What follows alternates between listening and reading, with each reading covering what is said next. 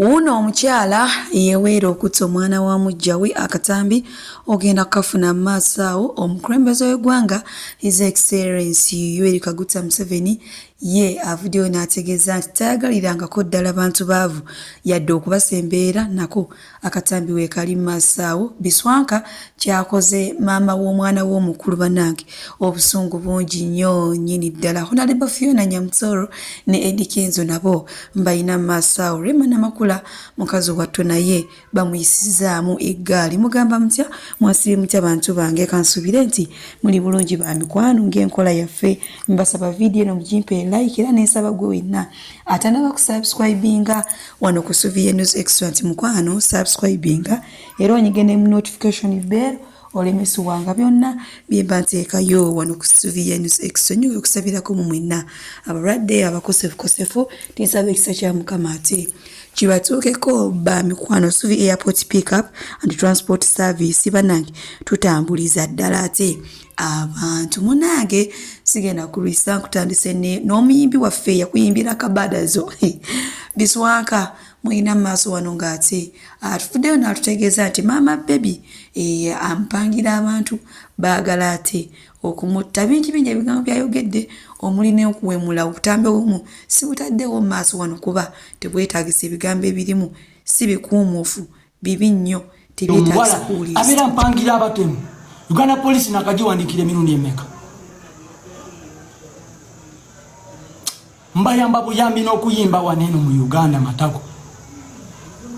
Nze ndi star toyinza kumanyira kyampa ate nga teko okwegayirira olwo abayimbi abatamanyi kuyimba nga bagezaako bawatanya buwatanya.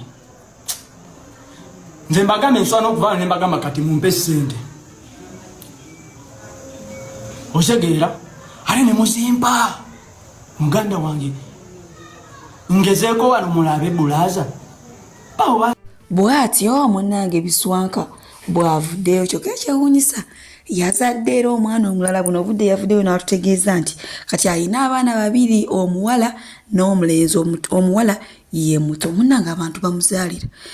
Yakoze vidiyo nnyingi nnyo ng'avuma maama w'omwana w'omukulu. Ebigambo byayogedde ebisinga sisobola kubiteeka wano kuba byabadde binene nnyo nga awemula bubi bannange.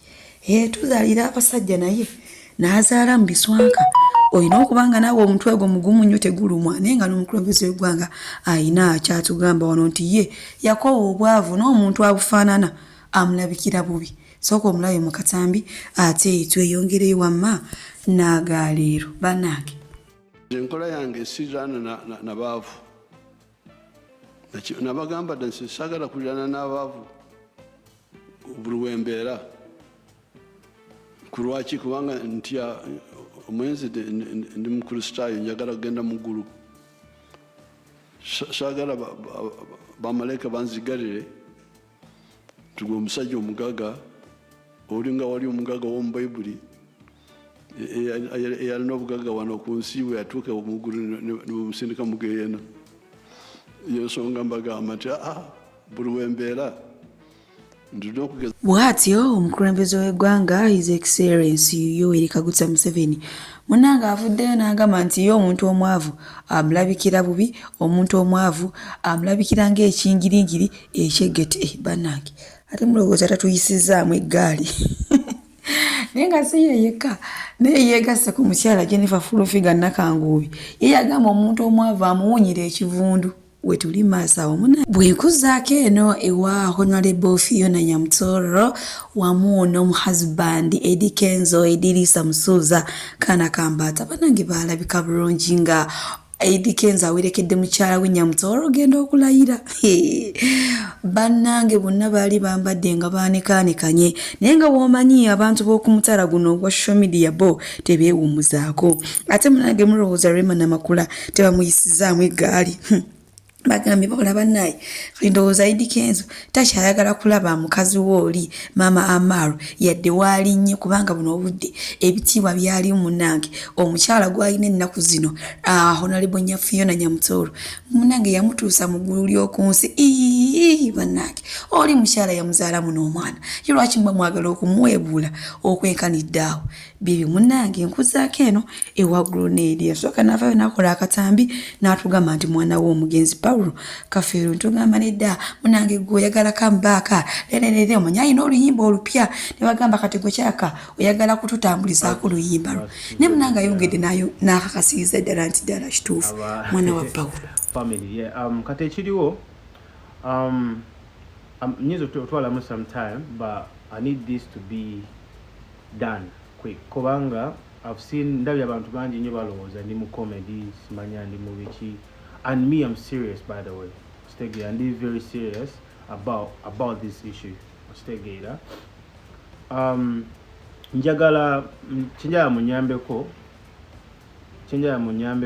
I want to know omuntu yenna I want to know njagala kumanya eddwaliro ettuufu lye bakozesezza n'omuntu ali involved mu bino byonna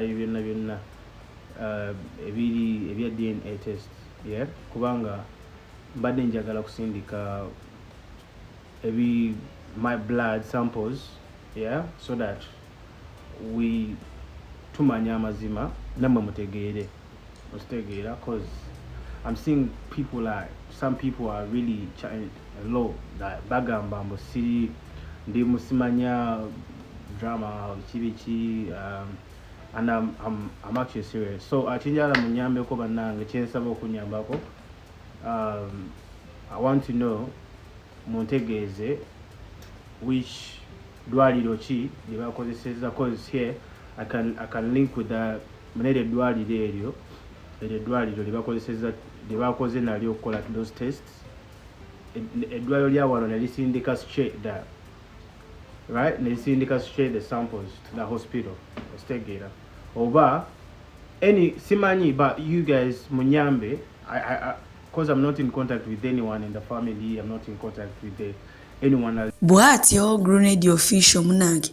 avuddeyo n'ayongera okwennyonnyolako n'ayongera okukakasiriza ddala nti ekyamazima omugenzi Paulo Kafeero ye taata we era asabye abo bonna bekikwatako naye ayagala kuyingira mu system bagende bamukebere munange amanye ekika kye ekituufu kubanga yeyagaye maama we yamubuuza maama ani taata wange yamugamba Paulo Kafeero okiwulidde ekintu ekyo naye nga bwe nkuzaako eno munange omukyalo oyo golaba mwina mu katambi maaso awo ng'akuba omwana ono wamujja we okufaako obufi munange kisebo kikaabye naye ng'ate ne we kikaaba tewali agenda kuyamba so mbadde nsaba mutambuze vidiyo eno ate etuuke ku oyo nnyini mwana ono ayiye asale amagezi gonna ate ono omwana amugyeyo kubanga ekyamazima ali mu matiga sokolawo omwana empisa gye bamuyisaamu nonne nnyini n'amukuba yennyini nga yeweera ddala era amukuba alina ebigambo byamuwereekereza ebitali birungi laba akatambi ate tweyongere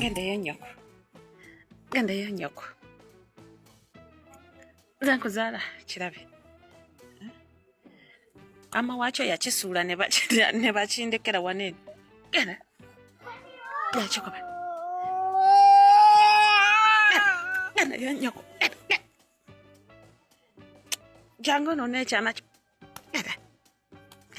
embeera yeeyo omwana gy'alimu so gwe wenna mbadde nsaba maama w'omwana olaba vidiyo eno omwana mutaasi omukyalo ono abeera yiganga era muyina maaso wano ng'akyeweeyo ddala agamba nti singa tonona mwana wo agenda kumukuba agenda mukola byonna byayagala sooka omulabe mu katambi kano ate nkongereyo munnange n'amalala era nga n'omukyala yeewera okutematema abaana oluvannyuma lw'okumusaba ekikaaki omwana gwe sitazaala nsobola obbeera naye gwe nnyini ye singa wali omwagala nnyo tewandika musudde olina okugumira embeera yonna kubanga oba lwaki oba wamusuula lwaki oba wamundekera olidde bw'obanga osanze mwana we tanaabye toteekako olukola omwana wange lwaki omukubye mwana wange tomuvuma omwana wange tomukola ki gwe nnyabo okeera ku makya n'ozaala omwana wo n'akulemu okukuza n'omusuula ne bamundeetera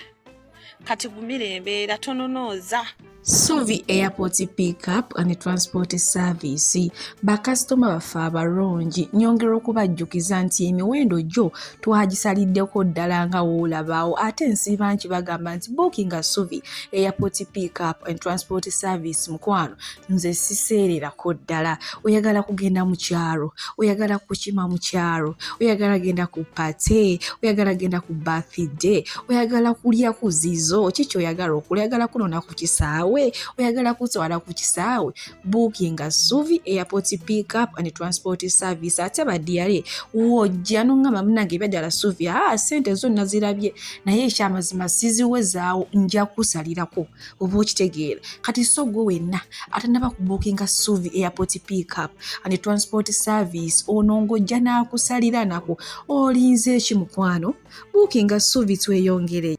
Munange mwenkuzaako eno oyo maama gwolaba mwina mukatambi maaso awo nga yeeweerwa okutta omwana we okumutemaatema obufiififi oluvannyuma lw'okukulambwa ate n'amusaba kitaawe. Bino nno abyogedde oluvannyuma lw'omusajja okumuzaalamu abaana basukkamu mu babiri n'amusuulira abaana abo nga tamanyi namayitire ge gye yayitira agambye ye alinze omwana okukula n'amugamba maama ndaga ekika kyange ajja kumutema obufiififi. Bannange sokolaba akatambi kano era kambasiibulire wano mukama abampeere kyonna kyemusinga okwagala gwe wenna. Nze nja kuba omwana gwe neezaalira akakumbi ku mutwe lwakuŋŋamba nti ŋŋenda wa taata wange. Nja kujja omwana wange mu bulamu bw'ensi lwakuŋŋamba nti ayagala kika kye. Waliwo okusoma lwe kutuuka n'otunuulira eggulu lino n'obuuza eyatonda eggulu n'abantu nti lwaki abasajja be nazaalamu abaana tobatwala n'omponya obulumi. Kiruma okuba nga puleesha eri ku ggwe omukazi nga gw'omu okusoma simanya ono kulya simanya kakati yunifoomu nga buli kimu kitunuulidde ggwe naye ng'omusajja gwe wazaala naye abaana bwe mwagatta ne mukola ekikolwa ne muleeta abaana ku nsi kuno nga kwali ng'okimanyi kwali nga talina kyakuyambako. Wandibadde mugumu singa abataliiwo nga yafa oguma n'ogamba abaana bange kambalabirire kitaabwe taliiwo naye teri kiruma mu nsi nga kulabirira abaana ng'olina ne fiya nti bagenda kukula banoonye kitaabwe. Nze lwe lunaku lwe ngenda okusooka okuyingira mu kkomera ngenda kuba nzise mwana wange nze omwana ali kifulumya mu kamwa nti njagala kugenda wa taata ngenda mukuba akabazi ku mutwe mugyewo. Bannange mpulira omuliro nga gunjo kyampulira bubi. Basajja mmwe mututuusizza kutsa erirowooza nti omuntu okufa kya bulijjo singa afa n'avaawo. Nkeera matulutulu ngenda kupakasa bibimbi nennimira abantu nkoze buli mulimu ku lw'abaana. Nze mbaweerera nze mbagulira engato nze mbalabirira nze mbaliisa nga bukyanga ŋŋamba mbu njagala kugenda wa taata nga mu bulamu bwe bwonna ng'okula tabaddeemu kitaawo. Nze ŋŋenda kusibwa gavumenti yeetegeke nja kujja omwana gwe neezalira mu bulamu bw'ensi gwe mbonyebonye naye nsibwe abalala bakimanyireko nti tetulina kusaba taata. Bino mbwe abaana bwe bakula babanja ekika abange bagezanga ne bakimanja. Bannange mpulira bubi bannange mpulira omuliro muli mu fiizi watuuka n'ogamba mukama ne leero lukedde ngenda kukola ntya. Gavumenti ne balyoka bakuteekako akazitombo omwana ali ewaka tugenda kukusiba nga tekuwadde yadde bibiri. Tekyali ssomero lya gavumenti bannange. Bannange mpulira nfa obuvunaanyizibwa bunjabya mpulira nzigwawo naye basajja mmwe bino bye mututuusizzaako abo be muyita abaana be mulabirira ne mulabirira abaana nga mulondamu. Bw'oba teweekakasa mwana gwe nnyina nti wo mutwale ku musaayi naye nze nja kukola ekintu omuntu. Ate bwe tutyo bwe twogera teri kirumanga kumanya nti omuntu gwe wazaalamu alina obusobozi obuweerera era abaana abalala abaweerera ng'ababo be wamuzaalamu baataweerera va ne mukukubaweerera naye nga talina kyatoola. Katonda abantu abo batujje kutuleme kuzza misango mu nsi. Mpulira bubi omutima gunvaamu gugira ne gumpakuka gugira ne gumbukamu nga mpulira omuliro Abalungi abatuwuliriza era abatulaba olunaku olwaleero tukyaddeko ewa Sheikh Ashraf Dembe. Sebo sanyusa okubalaba. Amannya agange ye Sheikh Ashraf Dembe akola ku bizibu by'enjawulo. Omuntu singa aba alina ebirwadde musomereddwa tunywa amazzi ga lukuya nga bw'obadde ogalaba tugenda abantu ku kyoto ne twokya emizimu emibi egibabaamu n'okulomba edduwa. Abantu singa abeera ng'ali wano atuuse sobola okumulombera edduwa ne waba atatuuse nga mpadde amannya ge naye ng'ali wala. Neetaase enamba yange yeeno eri 0701763711. Nammwe bannyinaffe abali ebweru oyagala okuba nti oyagala okulombera ku dduwa ng'olina ebizibu viza zibuze amaka gakolongotana sente zikola zimpita mu ngalo ojja kumpeereza ekifaananyi kyo n'amannya go ebyo byokka bijja kummala nja kukulombera edduwa ojja kutereera. Olunaku olusembayo mu mwezi mba n'edduwa eyawamu ffenna n'abalwadde bange abakadde n'abapya. Salaamu alaikum warahmatullahi wabarakatuh.